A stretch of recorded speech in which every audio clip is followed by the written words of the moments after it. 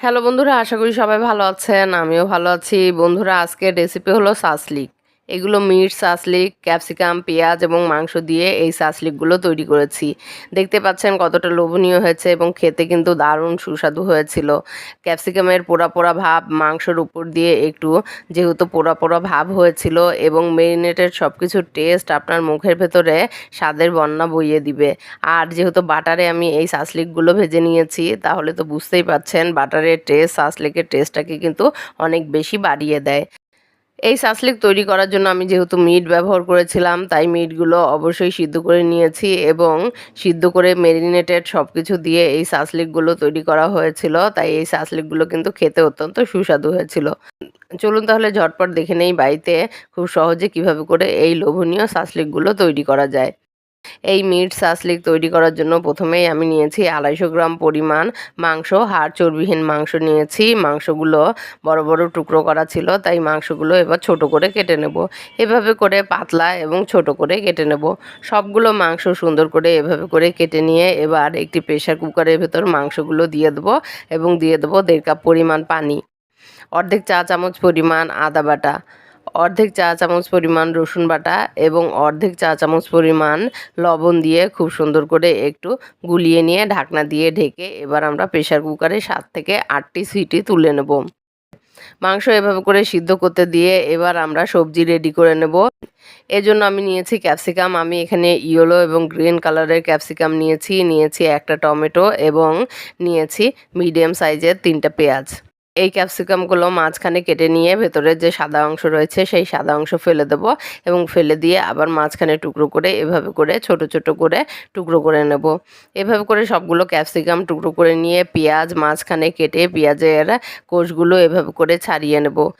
এভাবে করে পেঁয়াজ রেডি করে নিয়ে নেব। টমেটো এবং টমেটো একইভাবে মাঝখানে কেটে 4 টুকরো করে এর মাঝের যে বিচির অংশ রয়েছে সেটি ফেলে দিয়ে টমেটো এভাবে করে সুন্দর করে কেটে নেব।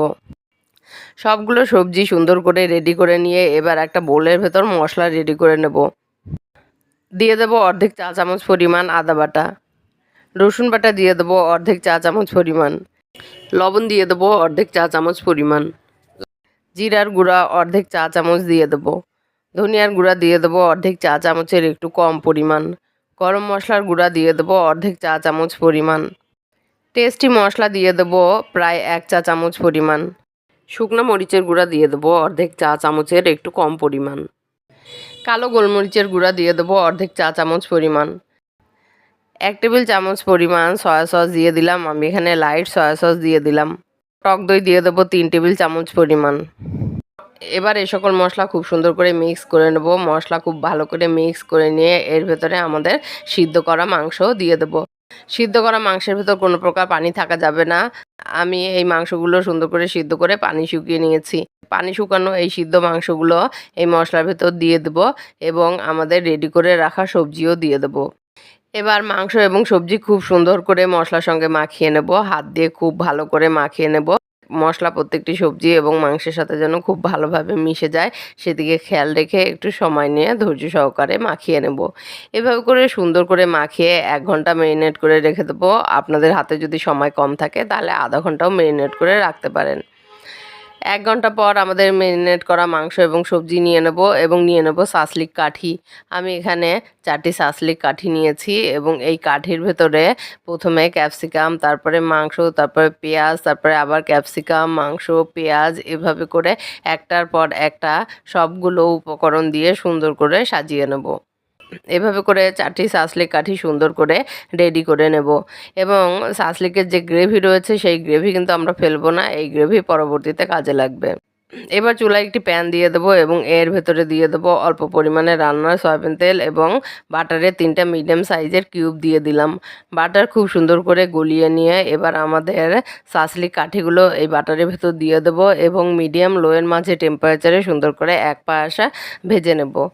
এক পাশ সুন্দর করে একটু ভেজে নিয়ে যখন এক পাশ একটু ব্রাউন কালার হবে তখন আমরা উল্টে দিয়ে অপর পাশও সুন্দর করে একটু ব্রাউন কালার করে ভেজে নেব।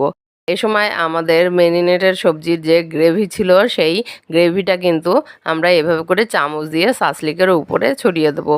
এভাবে করে প্রতিটি সাসলিকের উপরে আমাদের মশলার গ্রেভিটা খুব সুন্দর করে ছড়িয়ে দেবো।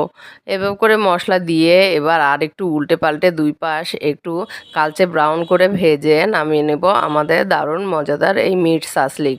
এভাবে করে দুই পাশ উল্টে পাল্টে ডিপ ব্রাউন করে ভেজে নিলেই আমাদের সাসলিকগুলো রেডি হয়ে যাবে। এবার একটা পরিবেশন পাত্র নিয়ে নেব এবং পরিবেশন পাত্রের ওপর সুন্দর করে একটু গুছিয়ে পরিবেশন করব আমাদের এই দারুণ মজাদার মিট সাসলিক। এভাবে করে সুন্দর করে একটু গুছিয়ে উপর থেকে আমরা যে বাটারের ভেতর সাসলিকগুলো ভেজে নিয়েছিলাম সেই বাটার এভাবে করে একটু ছড়িয়ে দেবো। প্রত্যেকটা সাসলিকের উপর এভাবে করে সুন্দর করে বাটার ছড়িয়ে দিয়ে পরিবেশন করব আমাদের দারুণ মজাদার মিট সাসলিক। আশা করি রেসিপিটা আপনাদের ভালো লেগেছে এবং সবসময়ের মতো বলছি, ভালো লাগলে অবশ্যই লাইক কমেন্ট করবেন এবং বাসায় ট্রাই করবেন। ধন্যবাদ।